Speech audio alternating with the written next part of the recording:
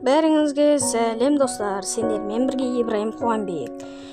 Бүгін біз ECB173 туралы мағлұматқа келген болатынбыз. Және де менің комментарияма жазып кеткен адамдар да бар. ECB173 туралы видео түсіріп кетші деп.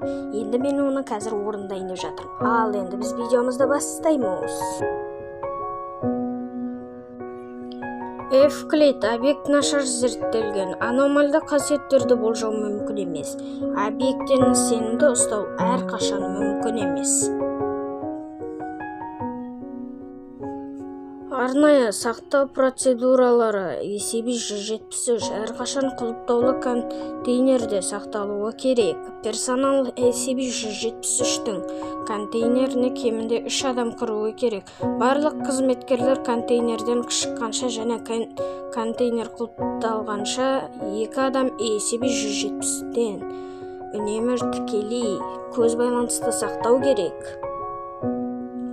Ал сипаттамасы осы жерде сақталған. 1993 жылы ECB173 19 зонаға көшірілді.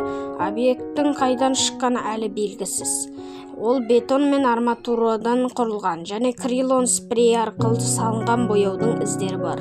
ECB173 жанды және үлкен агрессияны көрсететін объект көру сызығында болған кезде қозғала алмайды. ECB173-пен жұмыс істегенде көз байланыспен ешқашан үзбеу керек. Контейнерге кірген персонал жапылықтау алдында бір-бірін ескерту керек. Объект шабуылдағанда бас сүйегінің түбіндегі мойынды сындыру немесе тұншықтыру арқылы өлтіреді. Шабуыл болған жағдайда қызметкерлер қауіпті объектілерді ұстау протоколын қолдануы керек. Бұл өте маңыздырақ болып есептеледі.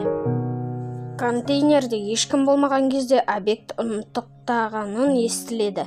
Бұл қалыпты болып саналады және осы әрекеттегі кез келген өзгерістер ағымдағы Хэнкок өңдеушісіне хабарлау керек. ECB173-тен шұқатын қызыл қоңыр түсті зат нәжіс пен қанның қоспасы. Бұл заттардың шығу тегі белгісіз және контейнерді 2 аптада 1 рет тазарту керек.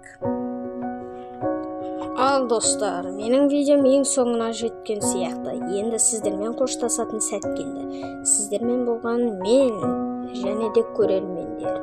Осы видео туралы тағы білгіңіз келсе, коммент қалдырып кетіңіз және де осы видеоның астына лайк басып, подписаться етіп, жанынан шыққан қоңыраушаны да басып қойыңыздар. Сау болыңыздар.